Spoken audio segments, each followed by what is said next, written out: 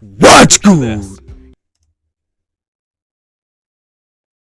What's good, YouTube? It's your boy, Egan51 Reacts. We back at it again, man, with another so fresh and so clean video.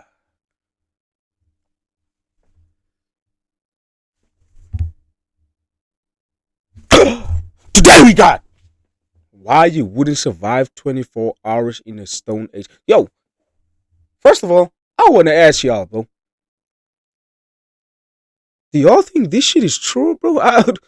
Yo, did we really look like this back in the day, bro? I don't know. I have my doubts about it, but kind of sounds true, bro. But you always gotta wonder, bro. But without further ado, let's check it out, man. You wake up 50,000 years ago, naked and alone on an African savanna. No shelter, What? no fire. Imagine that shit, bro. What the fuck would you do, bro? Out in the wild, bro? No tools, just you, your modern human brain, and a world that wants to kill you. Your modern human brain. You heard what they said? Your right now brain. The brain that is situated or located right now in your head, bro. Yo, I would be like the I want to say I would be like the richest man ever. Even one but day, where are you gonna find the resources, bro? Camping trips and outdoor adventures, romanticizing the simple life of our prehistoric And people of today doesn't have that survival instincts, bro. Rugged hunter-gatherers living off the land with nothing but our wits. But the reality of Paleolithic life was far more brutal than any reality TV show. The fuck? Modern archaeology reveals that our Stone Age ancestors faced challenges that would crush most of us within hours. The Facts, bro. That is facts. Origins program notes that our ancestors met astonishing challenges in their surroundings and were susceptible to disease, injury, and predators. Recent discoveries from 2024 showed you see that how shit? sophisticated these early humans. There's no way we would survive, bro. Alive. The question isn't whether you're I think niggas like me can survive over there, bro. Body could adapt I'm just like that. Before the Paleolithic world claimed another victim. Let's find out what it would really take. Your first challenge wouldn't be finding food or making fire. It would be staying alive long enough to worry about those luxuries. Research on evolutionary predators shows that spotted hyenas regularly prey on baboons and, in some regions, people. The extinct short-faced hyena, Chicrocuta, was the size of a lion and had a mouth capable of fully enveloping a hominid's head. Every shadow, every rough... Yo, I saw this one fucking picture, bro. Like, I don't know if that was a cheetah or a tiger or something, bro. Or leopard.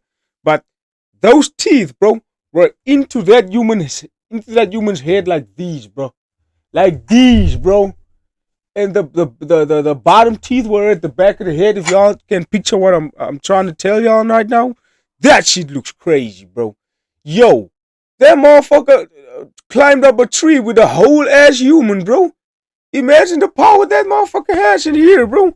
Oh my god, nigga. That's tough. Snap of a twig could mean death. Our anxiety responses evolved specifically because our not even that. It's like, you gotta also watch out for the snakes and stuff, bro. Spiders and everything, bro. This shit is crazy. Stood a good chance of being eaten by bigger, badder species. Your modern body would actually work against you here. Anthropologist Clint Janilis from the University of Oxford explains that most hunter-gatherers today grow up tracking from birth and become keen observers of nuances of animal behavior that would be completely missed by keen observers of nuance. Most hunter-gatherers today grow up tracking from birth and become keen observers of nuances of animal behavior that would be completely missed by most people who haven't been raised in that manner. So basically what they're saying, people, there are people that go to the wild and like if you're born there, right? That's what they're saying, right?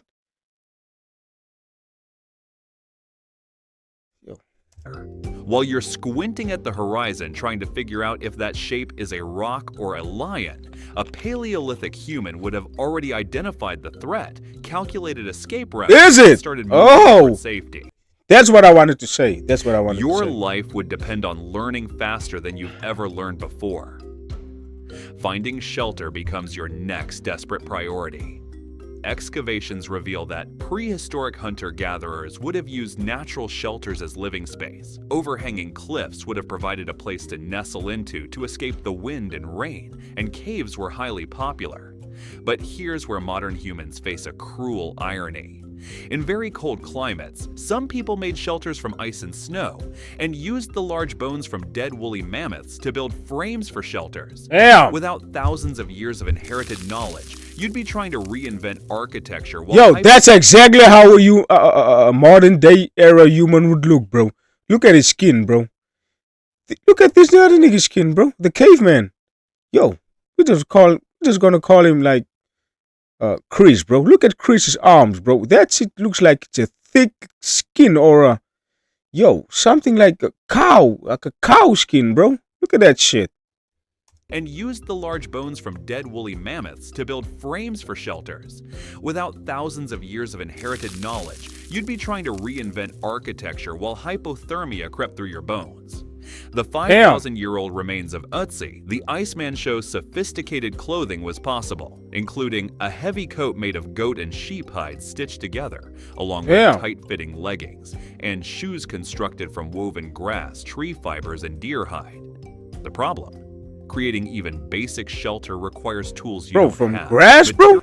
They said he made shoes from grass, bro. And shoes from goat and sheep hide, stitched grass, tree fibers, and deer hide. Y'all heard that shit? Creating even basic shelter requires tools you don't have, materials you can't identify, and techniques that took our ancestors thousands of years to perfect. The master. Every night without adequate protection brings you closer to becoming another casualty of the Paleolithic world.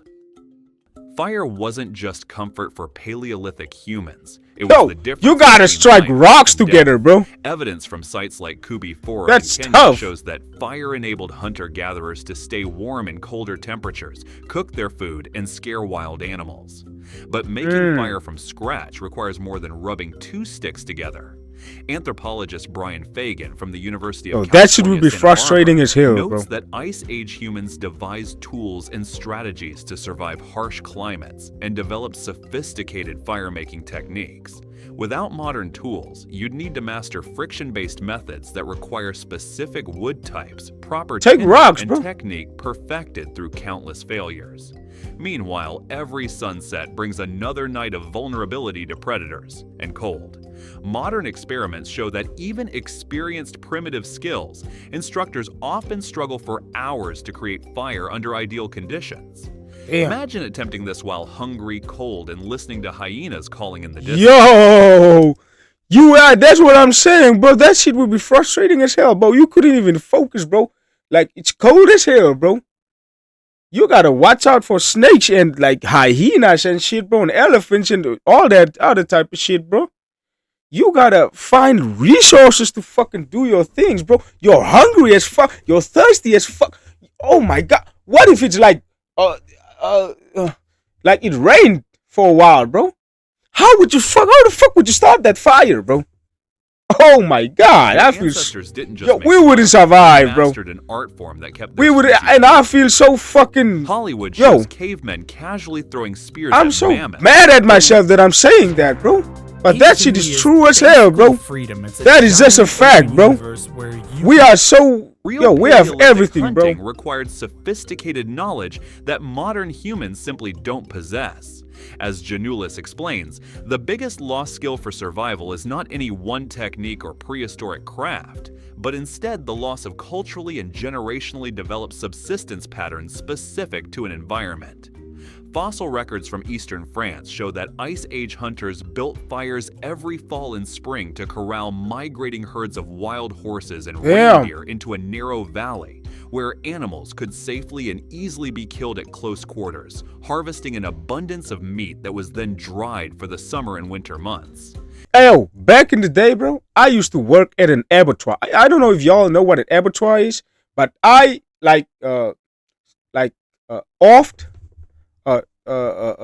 ostriches, bro. So at least I have one advantage over y'all, bro. So I'm better. I am better. This coordinated hunting continued for tens of thousands of years, but hunting was just half the challenge. A 2016 study of early humans in Israel revealed that early hunter-gatherers had a varied diet and ate up to 55 different types of plants. Identifying edible plants required generational knowledge passed down through families and bands. The consequences of getting this wrong, and you just casually woke up there, bro. As research shows, the seeds of the Jequirity plant look tasty. Too bad they'll kill you. It contains the abrin protein, one of the most lethal known botanical toxins. The fuck is he talking about? So I have weed. Oh, yo. Yo. If I have weed, nigga, I can do anything, bro. One wrong choice and your prehistoric adventure ends in poisoning. Oh, While you're focused on lions and leopards, microscopic predators pose an equally deadly threat. Recent genetic analysis suggests and they said you woke up naked, bro. No shoes, no shit, bro. You don't have anything on you. Later agricultural periods. DNA evidence from ancient humans reveals that even in the Upper Paleolithic, pathogens were present within teeth, most likely in the blood of humans living 32,000 years ago. Without modern medicine or even basic antiseptics, a simple cut could become a life-threatening infection. Parasites also shaped human evolution. No antibiotics and stuff, bro? Parasitic worms whose presence may have shaped our immune systems to such an extent. Oh my god, sinus is my fucking problem, bro. Ooh, holy shit. Oh my god. Being all around all that, dust and oh my shit. Must miss their absence. Yo, my eyes would be fucking red, bro. System, adapted to contemporary challenges, might be poorly equipped for ancient diseases. Even drinking water presented mortal danger. Paleolithic humans had to identify safe water sources while avoiding those contaminated with deadly parasites. How did they do it? Bacteria. How the fuck did they do it? Why don't we know? Why don't we know that? Perhaps your only hope lies in the same strategy that allowed our ancestors to thrive: cooperation. Dig sites show that during the Paleolithic age, hominins grouped together in small societies such as bands, but you're alone. Family groups with about 25 or fewer people, because survival was generally difficult and cooperation vital. These groups developed sophisticated structures where members recognized differences in ability and used them strategically.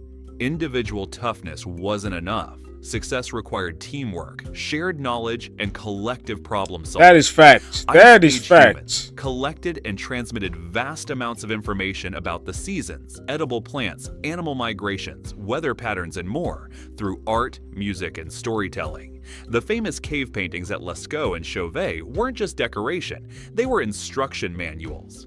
As Fagan notes, when wildlife biologists look at those paintings of reindeer and bison, they can tell you what time of year it was painted just from the appearance of the animal's hides and skins. The way these people knew their environment was absolutely incredible by our standards. Your modern human brain offers some advantages. Research confirms that the basic structure of the human brain has remained essentially unaltered for tens of thousands of years. What? You possess the same intellectual unaltered confirms that the basic structure modern human brain offers some advantages. Research confirms that the basic structure of the human brain has remained essentially unaltered for tens of thousands of years. Y'all heard that stat? Same intellectual capacity that allowed our ancestors to thrive. You might also have better nutrition and physical development than many Paleolithic humans. Studies suggest that while hunter-gatherers had nutritious diets, they also faced constant threats of starvation and resource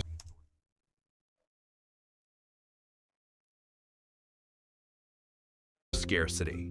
But your advantages pale next to your weaknesses. Modern life has eliminated the observational skills, environmental awareness, and physical conditioning that kept our ancestors alive. As Janulis explains, urbanized modern humans would not only be fighting their lack of knowledge of the new ecosystem, but also their lack of skill, observational powers, and awareness, which would likely lead them to grossly misplaced priorities and efforts.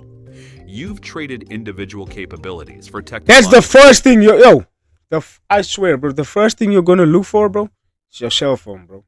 That shit alone is gonna make you crazy, bro. Like me, bro, when I return from work, bro, I watch YouTube and stuff, bro. Holy shit, bro. I don't know how I would survive, bro. Oh my god. I'm every single day of my life I'm on YouTube, bro.